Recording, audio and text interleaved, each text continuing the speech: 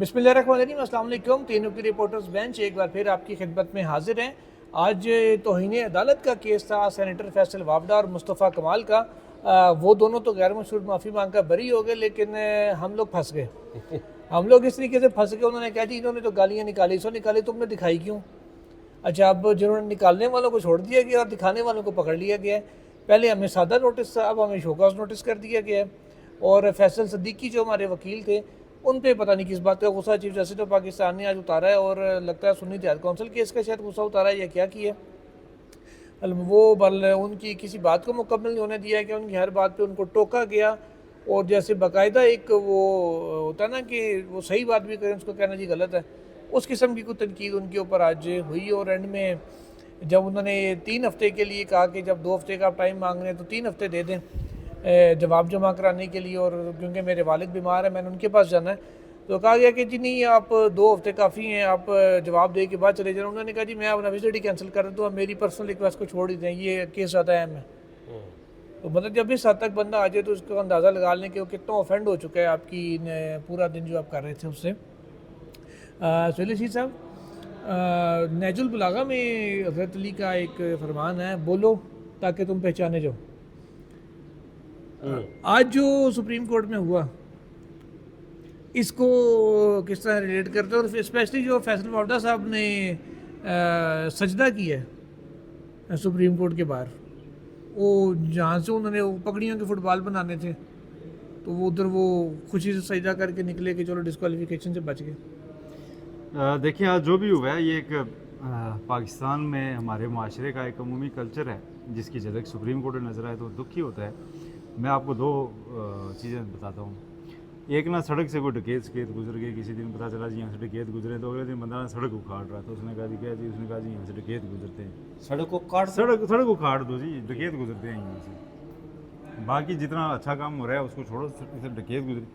एफएन park में बच्ची से रेप का वाकया हो गया और मैं इत्तेफाक से वहाँ वॉक कर रहा था। अगले दिनों जब पुलिस वहाँ पे आके ना शवाहिद इकट्ठे कर रही थी, मैंने पुलिस से पूछा यार यहाँ पे इस तरह के वाकयात हो जाते हैं, आप क्या करें? उन्होंने कहा जी ये जंगल कटना पेना। ठीक है। तो आज सुप्रीम कोर्ट में मैंने वही देखा जी कि यार मीडिया ना लाज करना पेना भाई। तो भाई मीडिया एक शीशा है, सड़क के किनारे जैसे लगा होता है ना, रास्ता देखने वाले के आगे से क्या आ रहा है, इधर से क्या आ रहा है, ठीक है, तो उसमें से आगे से जो गुजरा ना वो वैसा ही नज़र आएगा, उसका चेहरा नहीं बदलेगा, शीशा है, ठीक है। उसके जवाब में आपने उन्हें तौहीन अदालत का नोटिस किया, वो भी वहाँ पे ऐसे ही नज़र आया। जिस बंदे ने ये बात कही कि जी फैसल वावडा ने गलत बात की है, वो भी वहाँ पर ऐसे ही उन्हीं अल्फाज में आया। आप बंद कर दें टीवी चैनल्स को, ठीक है, बंद कर दें, ये तौहीन कर दें। कल वो लाउड स्पीकर पकड़ के ना सड़कों पे आपके खिलाफ ये बात करेंगे, आप फिर लाउड स्पीकर सोनी कंपनी दूसरी तीसरी ये बंद करना, उनको तौहीन अदालत के नोटिस करना। अच्छा, फिर वो आ जाएंगे वैसे इधर बाहर कहीं शायद शाहरा दस्तूर पे, फिर शाहरा दस्तूर उखाड़ लेना। आपने ना जो बंदा बोल रहा है उसका इलाज नहीं करना, क्योंकि आप नहीं करना चाहते, और आपको अच्छे से पता है कि कैसे नशर हुई होगी ये गुफ्तगू। और आपने 3 बार कम अज़ कम आज भी जवाब दिया है जी कि ये तो अतर मनिल्ला साहब बोल गए थे अदालत में, आपने नाम नहीं लिया, लेकिन मैं ले रहा हूँ ना, आप कह रहे थे साथी वो जी वो बोल गए थे, तो मैं तो कहाँ, मैं तो करता ही नहीं तो इन्हें अदालत, वो बोल गए थे, मुझे मजबूरन ये करनी पड़ी है। जो चाहे आपका हुस्न करिश्मा साज करे। बाकी वो इस्लामी पॉइंट ऑफ व्यू से मैंने ट्विटर पे ट्वीट किया था जब उन्होंने कहा कि मीडिया गीबत से पैसे कमाता है। जो चीज़ ऑन एयर जा रही है और उसे 25 करोड़ अवाम सुन रहे हैं और उनमें वो लोग भी शामिल हैं जिनके खिलाफ बात हो रही है, क्या वो गीबत होती है? यानी पहले इस्लामी तनाजुर में एग्जैक्ट बताएं। गीबत पीठ पीछे। अच्छा, दूसरा, आप बरहम है इस चीज़ पे जी कि इल्ज़ामात लगाए जाते हैं बगैर सबूत के। आपने जो मीडिया के ऊपर इतना चढ़ दौड़े हैं जी कि पैसे खाते हैं और ये करते हैं वो करते हैं, और आप साफ़ियों को जिनका काम एडिटोरियल है उनको खड़ा करके पूछते हैं कि इस प्रेस कॉन्फ्रेंस से आपको कितने पैसे मिले?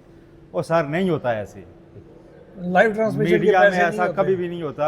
मीडिया को अगर किसी प्रेस कॉन्फ्रेंस पे जाना पड़ता है या आपकी जो सारा दिन ट्रांसमिशन ये से चलती है इस पे जाने के लिए एड्स ड्रॉप करने पड़ते हैं, अपना नुकसान करना पड़ता है। मीडिया को ये नहीं होता जी कि फ़ोन आए कि ये फैसल वावडा की प्रेस कॉन्फ्रेंस ये चलाओ तो इसके इतने पैसे दूंगा, ये होता ही नहीं है। किसी से पूछ तो लेते, अदालती मावन रख लेते किसी बंदे को, किसी मीडिया एजेंसी वाले को, ठीक है। हाँ, उनको शुरू में कहते थे जी कि हाफिज़ क्यों लिखते हैं, बाद में जब उनके ऊपर जनाब बात आ गई, एक दफ़ा वो मतनाज़ा फैसला दे बैठे थे तो अगले दिन उनको ढूंढ रहे हाफिज़ साहब आप बताएं इस्लाम क्या कहता है, ठीक है। अच्छा, नहीं, वो जो कई साफ़ी उनकी मुफ्त में तर्जुमानी कर उन्हीं से पूछते थे कम से कम। हाँ, अच्छा, मीडिया में नहीं, मैं बता देता हूँ ना, बात अगर आगे आमिर राव साहब ने बात अगर आगे रिलीज ऑर्डर का कहा कि जी पूरे दिन का रिलीज ऑर्डर पहले से आया होता है, तो उनको बोलने नहीं दिया बोलने नहीं दिया। बात आ गई है तो हम आपको बता देते हैं होता कैसे है। होता है ऐसे है कि कल क्या चलना है टीवी पे कुछ पता नहीं। हर चैनल की अपनी अपनी एक रेटिंग का पैरामीटर है। डे टाइम के और नाइट टाइम के रेट्स अलग होते हैं और ऐड एजेंसी के ज़रिए ऐड दिया जाता है। ऐसा नहीं होता कि यूफोन मुझे कॉल करके कहेगा जो तेरा टीवी चैनल है तो ये ऐड चला ले। सेंटर में एक होता है मिडल ऐड एजेंसी, फिर रेटिंग होती है, उससे निकलता है जी कि अच्छा इस चैनल के सुबह 8 से दिन 12 तक का ये रेट है, उसको ये ऐड इस हिसाब से दे दो। रात 12 दिन 12 से शाम 6 का ये है, शाम 6 से रात 12 का ये है, ये अलग अलग होते हैं। ठीक है। और आपको एक चीज़ में सुहेल साहब ऐड कर दूं कि अमूमन जो एड्स हमें मिलते हैं ना मीडिया चैनल्स को, टीवी चैनल्स को, वो होते हैं सिर्फ प्राइम टाइम के, शाम 6 बजे से ऑनवर्ड्स वो पेड होते हैं, या कुछ दिन की औकात में होगा 3 से बाद बहुत के। कम रेट होता है दिन का। 99% जो टाइम है ना डे टाइम का और मॉर्निंग का, वो ऐड फ्री में चलाए जा रहे होते हैं, क्योंकि उसके सिर्फ क्लाइंट को मोबिलाइज किया जा रहा होता है और काफ़ी क्योंकि सारी आपके चीज़ें पास होती हैं, चलाने मैं को चलो कुछ कहता नहीं हूँ कि होता। वो पेड भी अगर होते हैं। ऐसा कहीं नहीं होता जी कि ये प्रेस कॉन्फ्रेंस है तो इसमें इतना चलाओ। आपके जो न्यूज़ बुलेटिन होते हैं उनके लिए ऐड होता है, और वो भी शायद 3-3 महीने के लिए इकट्ठा फिक्स हो जाए कि जियो इतना Yes. समा, इतना एयरवा, इतना दुनिया इतना चलाएगा, एबीएन इतना चलाएगा। ठीक है। उसमें एक कोई पता नहीं होता कि कौन बोलेगा। हो सकता है फैसला वोडा बोले, हो सकता है नवाज शरीफ बोले, हो सकता है इमरान खान बोले, जो भी बोले।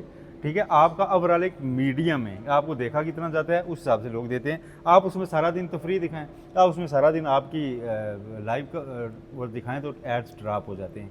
कई बार हमने किया, मैं न्यूज़ रूम में भी रहा हूँ, मुझे पता है रात को 9 बजे के बुलेटिन में बाज़ जो चैनल ज़्यादा नहीं देखे जाते हैं ना उनमें ऐड ज़्यादा आता है क्योंकि सस्ता होता है। मैं ऐसे चैनल में भी रहा हूँ जहाँ रात 9 बजे के बुलेटिन में 25 मिनट का ऐड आता था। मैं रन डाउन प्रोड्यूसर था, मुझे वो पूरा मैनेज करना होता था कि यार इसमें अब मैं किधर ऐड और खबरें किधर फिट करूंगा और इसको कैसे करूंगा। कई बार ऐसा होता था कि खबर एडजस्ट करने के लिए हमें मेहनत करनी पड़ी थी कि यार ये 4 मिनट के एड्स ड्रॉप करने हैं, फलां बंदा लाइव बोलने आ हार्ड गया। कमर्शियल तो जब वो लाइव बोलने आ जाता था ना रात 9 बजे को कोई प्रेस कॉन्फ्रेंस, तो हम अपना नुकसान करके तो उसको दिखा देते थे क्योंकि एज टीवी चैनल एग्जिस्ट करना था। तो ये चीज़ें सारी अगर पहले रिकॉर्ड पे आप रखवा लेते और उसके बाद ये ऑब्जर्वेशन देते कि चैनल्स कितना खा गए हैं, क्या हो गया, या चैनल से पूछ लें कि कितने चैनल्स एज चैनल कमा कर सरप्लस में और खसारे में नहीं है, कितने चैनल्स अपनी तनख्वाहें भी पूरी कर रहे हैं जितनी आमदन पाकिस्तान में कर पा रहे हैं या नहीं कर पा रहे। ये चीज़ तो कर लेते ना। सहाफ़ियों को बुलाया आपने, मतलब उनकी जानब से सहाफ़ी आए राना जवाद साहब, उन्हें कह रहे हैं जी कितना कमा लिया। वो कौन कमा लिए यार? डायरेक्टर न्यूज़ को तो नहीं पता होगा यार कितने एक, पैसे कमा रहे हैं। मैं जुकनैन साहब हाँ, आज आठ के मिनट बाद आपकी बारी है। नहीं कोई बात नहीं है, सुन साहब भाई है हमारे। आज के समाज जो हुई ना, एक तो जिस तरह आपने नाजुल बलागा का जिक्र किया, वो हज़रत शेख सादी रहमतुल्लाह अलैह के पास भी एक बंदा गया तो उन्होंने कहा जी, वो जाके सूटुड बूटुड होके बैठ गया। तो शेख सादी रहमतुल्लाह अलैह ने कहा कि हजूर कुछ बोलिए ताकि मुझे कुछ पता चले। जब उन्होंने बात की तो उन्होंने कहा कि जी हजूर आप खामोश रहिए। शेख सादी रहमतुल्लाह अलैह ने कहा। आज के समात में पूछा गया जी राना जवाद साहब से कि जी पर मिनट आप कितने पैसे कमाते हैं। मुझे वो याद आ गया कि जनरल बाजवा साहब बुलाते होते थे सलीम साफ़ी को, अहमद मीर को। अहमद मीर ने अपने कॉलम में जिक्र किया इसका, सलीम साफ़ी ने भी किया। वो पूछते होते थे जी कि आप कितनी तनख्वाह लेते हैं, आप कितनी तनख्वाह लेते हैं, उनसे ये जिक्र किया उन्होंने। तो अब देखिए एक दफ़ा शेख सादी तनख्वाह का सुन के बाजवा साहब को बड़ा गुस्सा आया, गुस्सा आता था ना, वो गुस्सा आता था उन्हें, साकिब के साथ साथ का भी इशू था। वो जिसको भी देखते इसकी सैलरी 15 लाख से ज्यादा, वो कहते थे यार तो इतनी टंगो। हाँ, लेकिन मैं जो बात कर रहा हूँ ना कि शेख सादी रहमतुल्लाह अलैह एक जगह से गुजर रहे थे तो उन्होंने देखा कि एक कौवा और फाख्ता एक दरख्त पर बैठे हुए, तो वो बड़े हैरान हुए कि यार ये दोनों एक जगह कैसे बैठे हुए हैं। तो उन्होंने कहा कुछ ना कुछ ज़रूर इसमें ममासलत है जिसकी वजह से ये बैठे हुए हैं। उन्होंने देखा गौर से तो दोनों की एक एक टांग नहीं थी। तो आज जिस तरह चीफ जस्टिस साहब ने पूछा ना पर मिनट कितने पैसे, देखो जनरल बाजवा और चीफ जस्टिस साहब की सोच में कितनी ममासलत पाई जाती है, कितनी यकसनियत पाई जाती है। उन्होंने पूछा। दूसरी बात, मीडिया पर हमें कटारे में ला खड़ा किया गया। तो काजी साहब ये वही मीडिया था जब आपके खिलाफ रेफरेंस दायर हुआ तो आपके मुंह मुबारक से ये अल्फाज निकलते होते थे कि मैंने ये रेफरेंस मीडिया के जरिए जीता है। ये वही मीडिया था जब लियाकत चट्टा ने वहाँ प्रेस कॉन्फ्रेंस की तो आपने बुलाकर वहाँ बात की, वही मीडिया था ना। हाँ, मीडिया ने तो वही दिखाया ना। सुने ना, जो चट्टा साहब की बात भी अनियर की जवाब में आपकी भी गई। पब्लिक ने डिसाइड कर रहे हैं ना कि क्या ठीक है क्या गलत है। ऐसा ही है। आप मतलब अगर मीडिया बंद हो जाता चट्टा साहब की प्रेस कॉन्फ्रेंस के फौरन बाद, आप कहाँ पे बोलते हैं? फिर एक और बात उन्होंने आज की, बड़ी मेरे लिए बड़ी हैरान कौन बात थी। अदालतों का काम तो इंसाफ देना है ना जी, रिलीफ फराम करना, इंसाफ करना। उन्होंने कहा जी राउफ असद साहब फवाद के भाई हैं जी, वही जिन्हें मैंने रिलीफ फराम किया था, हमने रिलीफ। और सर ये बात आपकी करनी ही बनती ही नहीं है ना वहाँ पे। आपने अपने फैसले को दागदार कर दिया ये बात कह के कि हमने उनको रिलीफ दिया तो अब उनके भाई को इस बात पे गुस्सा आ गया। अच्छा, वो कहते हैं किसी को खुशी मिलती है और किसी को रंजिश होती है, और आज उन्होंने कहा जी कि क्या पता जी वो रऊफ हसन को रंजिश हुई होगी कि मैंने उन्हें रिलीफ दिया था, उन्होंने मुझ पर सारा गुस्सा निकाला। तो कई साहब ऐसी बात नहीं सुहेल होती। साहब से एक सवाल है। सुहेल साहब, अटॉर्नी जनरल साहब से जब राय ली जा रही थी अदालत में, उन्होंने कहा जी मैं बड़ी मुहतात राय दूंगा। बाकी लोग भूल गए अटॉर्नी जनरल साहब। अच्छा सुने कि मैं बड़ी मुहतात राय दूंगा क्योंकि हो सकता है कार्रवाई आगे बढ़े तो मुझे बतौर प्रोसिक्यूटर काम करना पड़े। तो चीफ जस्टिस ने भी कहा बिल्कुल आप ऐसी कोई बात ना कीजिएगा जिससे अगर आगे केस बढ़ता तो कोई मुतासिर हो, प्रीजुडिस हो जाए कुछ। अब जिसने प्रोसिक्यूटर बनना है वही अगर शिकायतें लगा कि जी वो रऊफ हसन ने भी लाओ, फलाना जी भी लाओ, तो फिर वो किस मुंह से प्रोसिक्यूटर बनती है अगर कोर्ट नोटिस ले लेती है? जी, और अटॉर्नी जनरल वो को तो बड़ा कंप्लेंट हो जाते शौक था जी कि एक दरखास्त कोई फ्रिवलेसली दायर हुई है आपके पास, तो वो अभी तक फिक्स नहीं हुई और ये मेरे पास रिकॉर्ड है। तो वो दिखा रहे थे जी कि रऊफ हसन ने बड़ी जनाब ज्यादती की है। तो बहरहाल वो चीफ जस्टिस ने कहा कि अटॉर्नी मेरे जनरल बारे में साहब तुम्हें है देखिए नहीं, यार तो सोहेल साहब, मतलब जिस वक्त अटॉर्नी जनरल साहब ये बात कर रहे थे रऊफ हसन की, तो प्रेस कॉन्फ्रेंस आपको पता है उस वक्त जो प्रेस कॉन्फ्रेंस हुई थी, तारिक फजल चौधरी ने भी प्रेस कॉन्फ्रेंस की थी अदलिया के खिलाफ, राजा उसामा सरवर जो मरी वाला है उसे भी की थी, दनियाल ने भी की थी, बैरिस्टर दनियाल चौधरी ने भी क्यों की माजी की और बात डेरू कर रहे हैं यार, ये अभी कल की बात है ना। तो ये इस्लामाबाद हाई कोर्ट के जज के खिलाफ नहीं बोल रही है, यही मैं वही बात कर रहा हूँ वो ना। जज नहीं है। तो सिर्फ अटॉर्नी जनरल साहब को रऊफ हसन की प्रेस कॉन्फ्रेंस याद रही कि उसे अटॉर्नी की जनरल थी। आजम जी तारड़ साहब के साथ उस पर अक्सर में बैठे थे जिसमें ये बाद में कहते हैं उसमें कोई तौहीन नहीं हुई, वो तौहीन नहीं थी सर। जस्टिस के खाद को आप बैठ के कह रहे थे वहाँ पे कि जी हमने इसे रिजेक्ट कर दिया काबीना ने, कैसे हो? काबीना को लिखा ही नहीं गया था तो वो कैसे रिजेक्ट कर दी? सर ये काबीना ने बैठ कर रिजेक्ट किया। टीवी चैनल्स को अब शो कॉज नोटिस जारी किए कि उन्होंने कहा गया इनके जो मालिकान और जो चीफ एग्जीक्यूटिव्स होंगे उनमें से किसी को बराए नाम ये नाम से यानी कि शो कॉज नोटिस नहीं, मुख्तलिफ खान साहब ने कहा यार फैसल वाडा को मैं हैरान इस बात पर हूँ कि चले फरोग नसीम में जाकर खड़े होकर कही बात, फैसल वाडा को उन्होंने पूछा जी आपने वो किसी आलम से भी मशवरा किया है?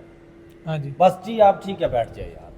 मतलब फैसल वाडा ने अपनी एक बात जरूर कह रही एक चीज़ और पॉइंट आउट मैं करूँ इस मामले में ना, जो की गई बातों में सबसे सख्त पता है कौन था इस केस में? जस्टिस इरफान सादत, उनको बेंच से अलग कर दिया गया। ये खबर तो मिस हो गई। अकील अब्बासी साहब को जो ठीक है, नए जज को पार्ट हार्ड केस है जिसको 3 रुकनी बेंच ने सुना हुआ है, ठीक है, और आप नया जज शामिल कर रहे हैं जिन्होंने अभी हल्फ लिया और जो जिन्होंने सुना हुआ है उनको बिला वजह मतलब आपने वो कर दिया, या तो उनके आने तक वेट करते ना, वो केस सुन रहे थे और उन्होंने सवाल उठाया था, उन्होंने अटॉर्नी जनरल से कहा था पॉइंट आउट करके लाएं कहाँ कि इस जुमलों में कितनी बार हुई है तौहीन।